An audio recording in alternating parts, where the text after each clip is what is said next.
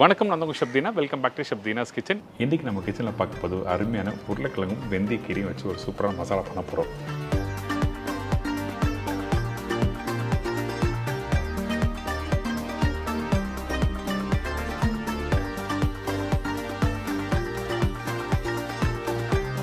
டிப்பிக்கலாக north சைடில் பண்ணுற அந்த ரெசிபி தான் இன்றைக்கி நம்ம சேனலில் பண்ணியிருக்கோம். இந்த ரெசிபியை உங்கள் வீட்டில் ட்ரை பண்ணி பாருங்களேன். நிறைய உருளைக்கிழங்கு மசாலா வச்சு பண்ணியிருப்பீங்க. ஆனால் இந்த மெத்தடில் நீங்கள் வீட்டில் ட்ரை பண்ணி பார்த்தீங்கன்னா நம்ம வீட்டில் இருக்க மக்கள் எல்லோரும் விரும்பி சாப்பிடுவாங்க. இதே மாதிரி தான் வத்த குழம்பு. வத்த குழம்பு சொன்ன உடனே எல்லாருக்கும் நாக்கு ஊறும். அந்தளவுக்கு ஒரு அருமையான ரெசிபி தான் வத்த குழம்பு.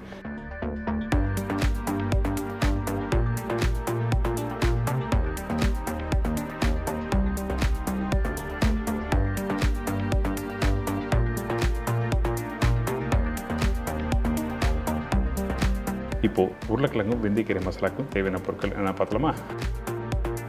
உருளைக்கிழங்கு 1/2 கிலோ, வெந்தயக்கீரை 5 கட்டு, வெங்காயம் 3 நம்பர், தக்காளி 2 நம்பர், பச்சை மிளகாய் 2 நம்பர், காய்ந்த மிளகாய் 4 நம்பர், இஞ்சி பூண்டு பேஸ்ட் 1 டீஸ்பூன், முழு சீரகம் 1/2 டீஸ்பூன், மஞ்சள்தூள் 1/4 teaspoon, Kashmiri chilli powder 1 table spoon, தனியா பவுடர் 1 டேபிள் ஸ்பூன், கொத்தமல்லி தேவையான அளவு, காய்ந்த வெந்தய இலை 2 டேபிள் ஸ்பூன், சீரக பவுடர் 1/2 டீஸ்பூன், உப்பு தேவையான அளவு, எண்ணெய் சமைக்கிறதுக்கு தேவையான அளவு, பட்டர் 2 டேபிள் ஸ்பூன். இதாங்க இந்த ரெசிபிக்கு தேவையான பொருட்கள்.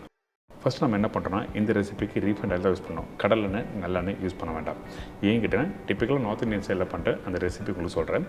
இப்போ எண்ணெய் சூடான பிறகு சீரகம், காஞ்ச மிளகா உடச்சி போட்டிருக்கேன்.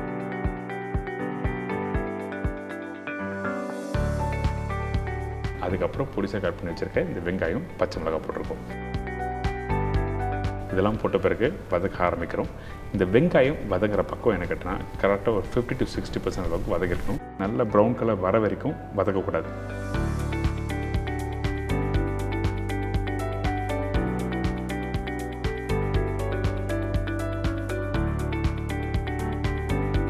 இதுக்கு பிறகு நம்ம என்ன பண்ணுறோன்னா இஞ்சி பூண்டு பேஸ்ட் போட்டிருக்கோம். அந்த இஞ்சி பூண்டு பேஸ்ட்டு போட்ட உடனே நல்லா மிக்ஸ் பண்ணி முடிச்ச பிறகு கட் பண்ணி வச்சுருக்க அந்த தக்காளி போடுறோம். இந்த தக்காளி போட்ட உடனே நம்ம கேட்டிருக்க இந்த பவுடர் மசாலா எல்லாத்தையும் நம்ம போட ஆரம்பிக்கிறோம். அதாவது என்ன கேட்டிங்கன்னா மஞ்சத்தூள், காஷ்மீரி சில்லி பவுடர். நம்ம நார்மலாக யூஸ் பண்ணுற குழம்புத்தூள் வேறு, ரெகுலராக யூஸ் பண்ணுற சில்லி பவுடரும் வேறு. ஆனால் காஷ்மீர் சில்லி பவுடர் நல்லா கலர் கொடுக்கும். அதனால தான் காஷ்மீர் சில்லி பவுடர் சொல்லியிருக்கேன். இந்த காஷ்மீர் சில்லி பவுடர் போட்ட பிறகு தனியா பவுடர், உப்பு தேவையான அளவுக்கு போட்டிருக்கேன்.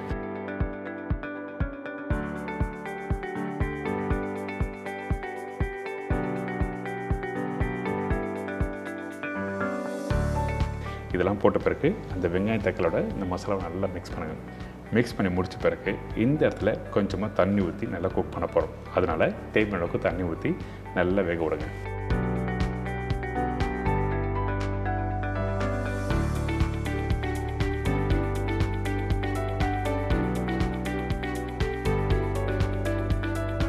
இந்த மாதிரி பண்ணும்போது என்ன ஆகும் கேட்டிங்கன்னா அந்த வெங்காயம் தக்காளி நல்லா வெந்து வரும். அதே டைமில் இந்த மசாலா பச்சை வாசனை போய்டும். அதுக்கு பிறகு பார்த்திங்கன்னா இந்த மாதிரி ஒரு கெட்டியான ஒரு பக்குவத்தில் இந்த மசாலா ரெடியாக இருக்கும். இந்த மாதிரி ஸ்டேஜ் வந்த பிறகு தான் உருளைக்கிழங்கு போட போகிறோம். நல்லா புரிஞ்சுக்கோங்க. அந்த வெங்காயம் தக்காளி மசாலா குக் பண்ணி முடித்த பிறகு நல்லா கெட்டியான ஒரு பக்குவத்தில் வரணும். வீட்டில் பண்ணுற தக்காளி தொக்கு இருக்குது பார்த்திங்களா, அந்த மாதிரி டெக்ஸ்டில் வந்துருக்கணும். இதுக்கு பிறகு வேக வச்ச உருளைக்கிழங்கு நல்லா வெந்திருக்கணும். அதே டைமில் உருளைக்கிழங்கு வேக வைக்கும்போது மஞ்சத்தூள், உப்பு போட்டுக்குங்க.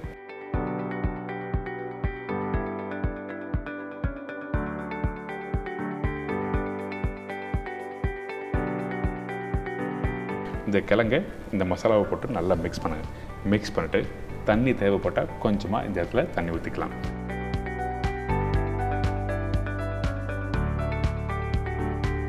இந்த மசாலாவோட இந்த உருளைக்கிழங்கு வேகிறதுக்கு ஒரு 2 நிமிஷம் டைம் எடுக்கும். அதனால் ஒரு மூடி போட்டு நல்லா வேகட்டு சொல்லிட்டு அதுக்கு பிறகு ஓப்பன் பண்ணி பார்த்தீங்கன்னா இந்த மசாலா உருளைக்கிழங்கோட நல்லா இறங்கியிருக்கும்.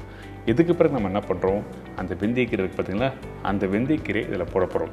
அதாவது இந்த இடத்துல 2 விதமாக யூஸ் பண்ணலாம். நீங்கள் காஞ்ச வெந்தயக்கீரையும் போடலாம், ஃப்ரெஷ்ஷான வெந்தயக்கீரையும் போடலாம். ஆனால் எனக்கு மார்க்கெட்டில் கிடச்சது வெந்தயக்கீரை ஃப்ரெஷ்ஷாக, அதனால நான் டேரெக்டாக யூஸ் பண்ணுறேன்.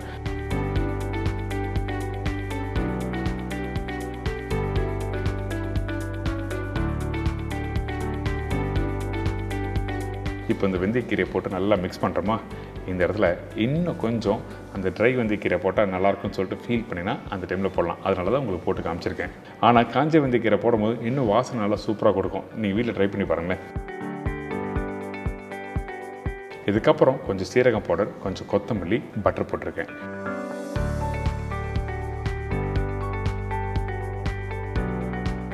பட்டர் எதுக்காக கடைசியாக போட்டிருக்கேன்னா காரணம் இருக்குது. நீங்கள் வெங்காயம் தக்காளி மசாலாம் போட்டிருக்கு பார்த்தீங்கன்னா, அந்த காரத்தோட இந்த பட்டர் போட்டு மிக்ஸ் பண்ணும்போது ஒரு மைல்டான டேஸ்ட் கொடுக்கும். அதனால தான் பட்டர் போட்டிருக்கேன். இப்போ இது எல்லாத்தையும் நல்லா மிக்ஸ் பண்ணி ஒரு நிமிஷம் குக் பண்ணுங்கள். அதுக்கு பிறகு எடுத்து பார்த்தீங்கன்னா இந்த மாதிரி உருளைக்கிழங்கு வெந்தயக்கீரை மசாலா ரெடி. கண்டிப்பாக ட்ரை பண்ணி பாருங்கள். நீங்கள் வீட்டில் நிறைய உருளைக்கிழங்கு ரெசிபி பண்ணியிருப்பீங்க. ஆனால் இந்த மாதிரி உருளைக்கிழங்கும் வெந்தயக்கீரையும் மசாலா வீட்டில் ட்ரை பண்ணி பார்த்தீங்கன்னா வீட்டில் இருக்க மக்கள் வந்து அம்மா வாரத்தில் ஒரு நாள் இந்த மாதிரி ரெசிபி பண்ணித்தாங்க அப்படின்னு சொல்லிட்டு எல்லோரும் விரும்பி கேட்பாங்க.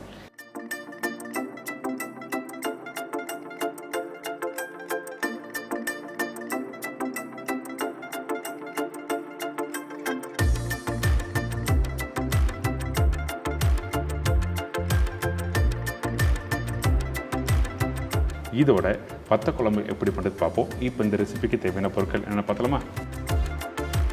மந்தக்காளி வத்தல் 3-4 டேபிள் ஸ்பூன், முழுதனியா 3/4 டீஸ்பூன், கடலைப்பருப்பு 1 டேபிள் ஸ்பூன், உளுத்தம்பருப்பு 1/2 டேபிள் ஸ்பூன், வெந்தயம் 1/4 டீஸ்பூன், காய்ந்த மிளகாய் 10-12 நம்பர், சீரகம் 1/2 டீஸ்பூன், சின்ன வெங்காயம் 150 கிராம், தக்காளி 2 நம்பர், கருவேப்பிலை தேவையான அளவு, கொத்தமல்லி தேவைக்கேற்ற, மஞ்சத்தூள் 1/4 teaspoon, Kashmiri chilli powder 1/2 table spoon, தனியா பவுடர் 1 டேபிள் ஸ்பூன், புளி ஒரு லெமன் சைஸ், பூண்டு 15-20 நம்பர், தேங்காய் 2 பத்தை, நாட்டு சர்க்கரை சிறிதளவு, சால்ட் தேவையான அளவு, நெல்லெண்ணெய் குக் பண்ணுறதுக்கு தேவையான அளவு.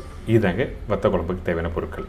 இந்த வத்த குழம்புக்கு நம்ம ஃபஸ்ட்டு என்ன பண்ண போகிறோம்னா, நம்மக்கிட்ட இருக்க இந்த கடலைப்பருப்பு, உளுத்தம்பருப்பு, முழுதனியா எல்லாத்தையும் ஒன்றா வறுத்து பவுட்ரு பண்ணி யூஸ் பண்ண போகிறோம்.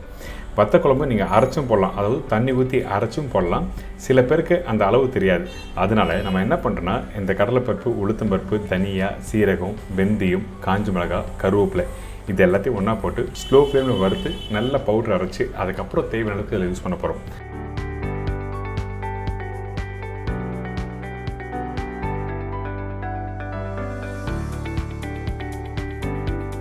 இதுக்கப்புறம் கொஞ்சம் சூடு ஆறின பிறகு பவுட்ரு பண்ணலாம்.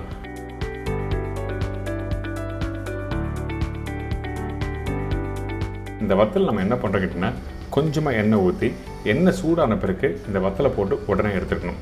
அதாவது நல்லா சூடான எண்ணெயில் மட்டும்தான் போடணும். சூடு இல்லாத எண்ணெயில் போட்டு நீங்கள் ரொம்ப நேரம் வறுக்கக்கூடாது. அப்போ தான் உங்களுக்கு எண்ணெயில் போட்ட உடனே பொரிஞ்சு வரும். அதை உடனே நீங்கள் எடுத்துடலாம். நீங்கள் 1 நிமிஷம் 2 நிமிஷம் கழித்து நீங்கள் வறுத்துட்டிங்கன்னா சம்டைம் கசப்பு வரும். அதனால தான் சூடான எண்ணெயில் போட்டு பொரிஞ்ச உடனே எடுத்துருங்க.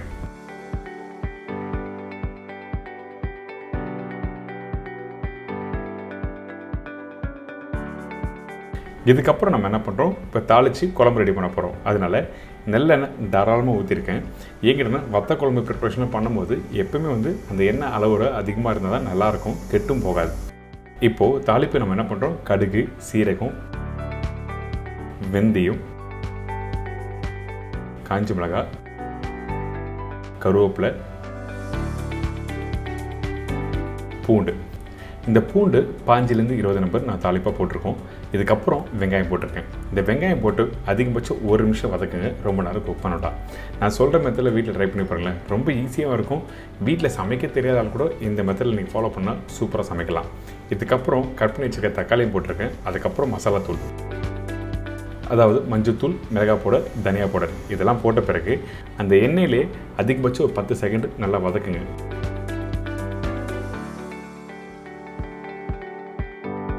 வதக்கி முடித்த பிறகு 2 பெரிய கிளாஸ் அளவுக்கு தண்ணி ஊற்றி நல்லா மிக்ஸ் பண்ணுங்க.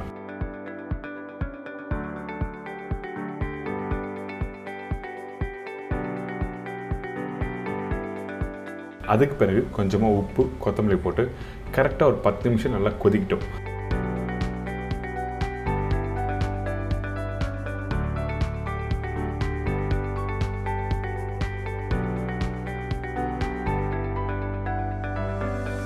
இப்போது இந்த வெங்காயம் தக்காளிலாம் பார்க்குறீங்களே நல்லா முழுசாக இருக்கா? இந்த குழம்பு பாருங்கள் இப்போ தண்ணியாக இருக்குது. இதே குக் பண்ணி முடித்த பிறகு என்ன மாதிரி டெக்ஸ்டர் வருதுன்னு சொல்லிட்டு நான் அப்புறம் காமிக்கிறேன். உங்களுக்கு எதுக்காக இப்படி காமிக்கிறேன்னா, எந்த மாதிரி டெக்ஸ்டர் வந்தால் கரெக்டான ஸ்டேஜுக்கு உங்களுக்கு அடுத்த இன்க்ரீடியன்ஸ் போட முடியும்னு சொல்லிட்டு உங்களுக்கு ஸ்டெப் பை ஸ்டெப்பாக சொல்கிறேன். இப்போது நல்லா கொதிக்கிட்டு ஒரு 10 நிமிஷம். இதுக்கப்புறம் நம்ம என்ன பண்ணுறோன்னா, ஏற்கனவே வறுத்து ரெடி பண்ணி வச்சுருக்க அந்த கடலைப்பருப்பு, உளுத்தம்பருப்பு, காஞ்ச மிளகாய் இதை நல்லா பவுடர் மாதிரி ரெடி பண்ணுறோம். பவுடர்னால் ஒரு 95% அளவுக்கு பவுடர் அரைச்சிக்கணும். கொஞ்சமாக 5% அளவுக்கு கொஞ்சம் குறை இருந்தால் தான் அந்த வத்த குழம்புல போட்டு மிக்ஸ் பண்ணி இறக்கும்போது நல்லாயிருக்கும்.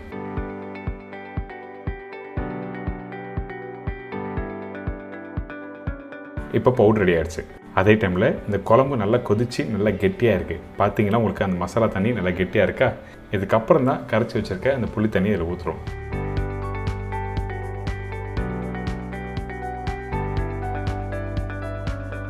ஊற்றின பிறகு திருப்பி தண்ணி ஊற்றி கரெக்டாக ஒரு 8 நிமிஷம் கொதிக்க விடுங்க. ஃபஸ்ட்டு மசாலா போட்ட பிறகு 10 நிமிஷம் கொதிக்க விட்டோம். அதுக்கப்புறம் புளி தண்ணி போட்ட பிறகு ஒரு 8 நிமிஷம் கொதிக்க வரும். டோட்டலாக 18 மினிட்ஸ். இந்த குவான்டிட்டிக்கு இந்த மாதிரி குக் பண்ணுங்கள், கரெக்டாக இருக்கும். இந்த புளி தண்ணி நல்லா குக் பண்ணி முடித்த பிறகு தேங்காய் பால் ஊற்றுறோம். அதாவது நான் சொன்னேன் அந்த 2லேருந்து 2.5 பத்து தேங்காய் சொன்னேன் பார்த்தீங்களா, அந்த தேங்காவை பால் எடுத்து யூஸ் பண்ணணும். தேங்காய் பேஸ்ட்டாக யூஸ் பண்ணக்கூடாது. தேங்காய் பேஸ்ட்டாக போட்டோன்னா உங்களுக்கு அந்த டேஸ்ட் மாறிடும், அந்த ஸ்மூத்னஸ் கொடுக்காது. அதனால தான் தேங்காய் பால் போட்ட பிறகு அதிகபட்சம் ஒரு 2 நிமிஷம் குக் பண்ணுங்கள். ஃபைனலாக கொஞ்சம் நல்லெண்ணெய், அதுக்கப்புறம் வறுத்து ரெடி பண்ணி வச்சுருக்க மணத்தக்காளி வத்தல்,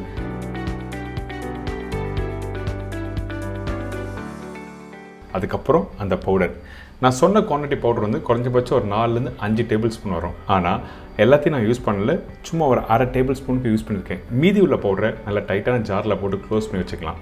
நீங்கள் எப்போல்லாம் வத்தக்குழம்பு போட்டீங்களோ அந்த டைமில் அந்த பவுடரை யூஸ் பண்ணிக்கலாம். ஃபைனலாக கொஞ்சம் கொத்தமல்லி போட்டு நல்லா மிக்ஸ் பண்ணிடுங்க.